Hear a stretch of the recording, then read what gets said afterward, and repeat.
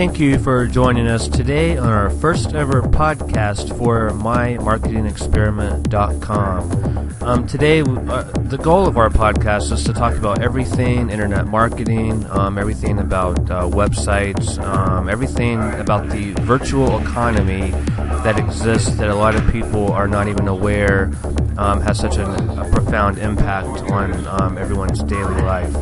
Anyway, we start off our first podcast by discussing what virtual real estate is and why you should care and why you may want to get involved in it. It's still a big field out there for everyone to get involved in, and we believe that there's a lot of room. So anyway, today we're talking about virtual real estate and give you sort of a primer on why you should get involved in it and why we are getting involved in it. Thank you.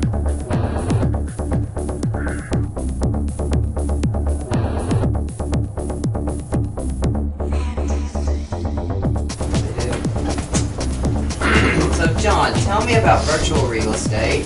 Virtual real estate is basically websites, and we are, content-rich websites that are already established. Not necessarily, you can get into domain flipping as well, where there's not any content, there's not an established website, there's nothing there, but just the website or the domain name. There's a difference between a domain name and a website. So somebody was squatting on the domain name and they didn't put any content with it. Right, that's the domain name. Very good. But virtual real estate is actually buying virtual real estate, buying content websites that are already established and are producing revenue, that are already making money. And we find these in a few different places. Pretty much the same way that you find physical real estate. It's fairly easy to buy virtual real estate. The only difference is you have to be more careful. You have to do your due diligence. You have to be more careful on virtual real estate than on conventional. Yeah, but it's not as cut and dry. I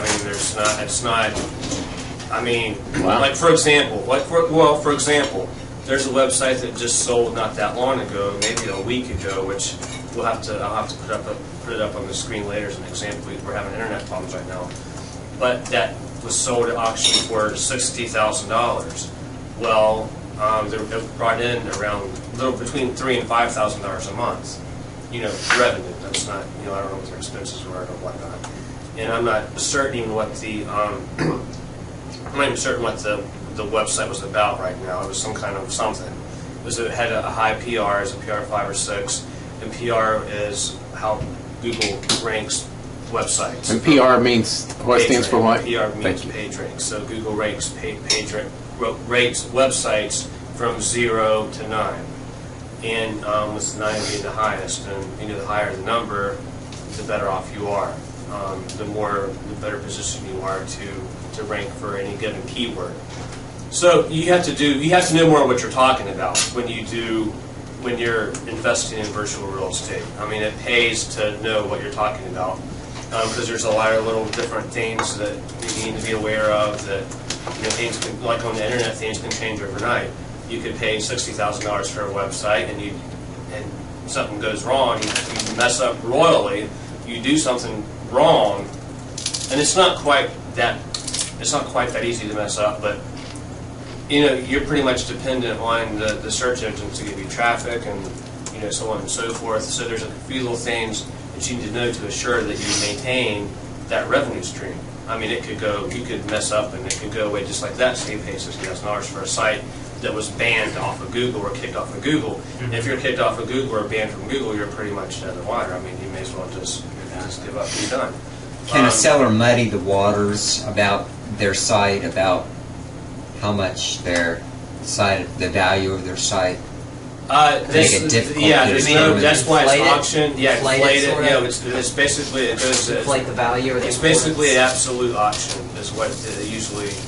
It's usually. I don't know. What do you mean by absolute auction? Absolute auction. It goes for whatever it goes for. The buyers determine what the price ends up being, and a lot of times they'll have a reserve. But they don't. It's hard to evaluate a website. I've heard anywhere from 12 to 22 months worth of revenue, things like that. I mean, there's all kinds of different valuation methods. Just like any business, it's hard to It's difficult to evaluate it. This particular website, and it's verified statistics. I mean, they have, and you can. That's what I mean. They could say they make $3,000 a month. That's one of the things you have to have a trained eye to look into. I mean, it's not rocket science, but you have to be in the know.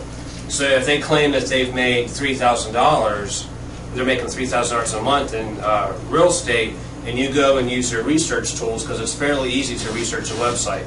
Like if you look up any of our websites, you will clearly see that we rank for several different keywords. So if we tell you that you made $100, if we tell you that we made $100 a month, and you see by doing your research that we rank for a lot of different keywords, and you see that, and you see the volume that those keywords get, because Google will tell you the approximate volume that a keyword will get for anything. So if that matches up, you're like, okay, that website, it makes sense that it makes that kind of money, because Google pays approximately a list for a search term, and they have an email list, so it makes sense. But if they're selling a website that's not even found in Google, I mean, you type in the website and it's not even there, you look and see if they're linked to anybody else, you see if it looks, for all intents and purposes, that they're non-existent, then you know that something's not right. You know that there's no way they could be making $100 a month if they're not linked to anybody, they're not getting any traffic, you know. And there are circumstances where that wouldn't be true. They could do they could do paid search engines, they could do paid marketing, where they're marketing the website, they're paying for visitors or paying for Facebook visitors. They have like an ebook that they're selling. You know, a lot of times people will hire ghost artists to do an ebook, and they'll do it, and then they'll sell it. They'll basically flip it. It's called website flipping, domain flipping. Similar to the way people flip houses, they'll flip domains. They'll hire someone to ghost write an ebook. They'll hire someone to do like a fitness ebook, for example. Make a website. A lot of times they don't even make it profitable. They'll just be like the general contractor and get everything set up. Like we would be a general contractor for purchasing a home. They're like getting a house built and then sell it, and keep the difference. We don't want to fool with it. We're just not our subject area. We just want to build it. So in essence, we're the general contractor. We build the website, make the ebook, or whatever we're getting into, the product or whatever, whether it's digital, physical, or otherwise, and then we flip it for a profit. So there's people that do that. So they could be claiming a profit or claiming revenue by using paid methods, and it not show up in the tools that we use to analyze a website. I mean, because everything's pretty. Everything's pretty open. I mean, if you want to find out about a website, and you want to find out if it makes sense, how much money they're making, you want to find out who they're linked up to, you want to find out how much traffic they're getting, it's fairly easy to do that. Now, if you're wanting to see how much money it's making, if it's making any money, you just have to use some common sense guidelines. You just have to think. You have to be a critical thinker and say, hey, what's going on here?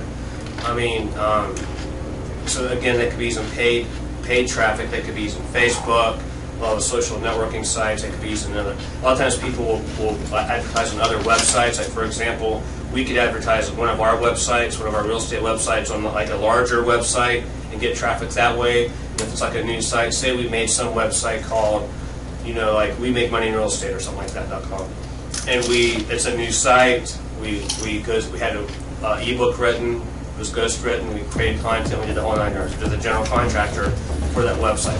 We hired someone to create it.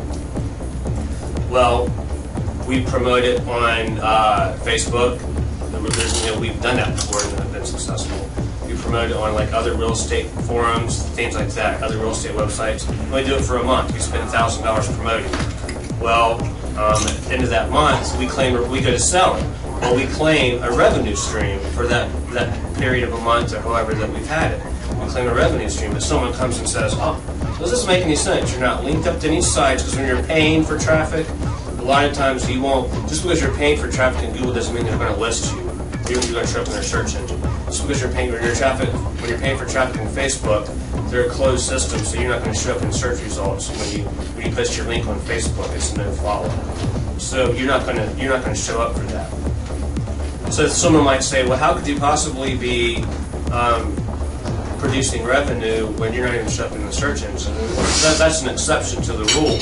If they respond to you, not you coaching for that information, you don't ask, hey, did you pay for traffic? Ask them, how are you claiming revenue? We don't even see you in the search engines. And if they respond that way, then you interrogate them further.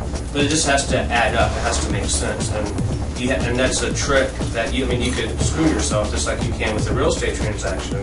You can in And we're going to cut that off for our viewers on YouTube and pick up again here in a minute.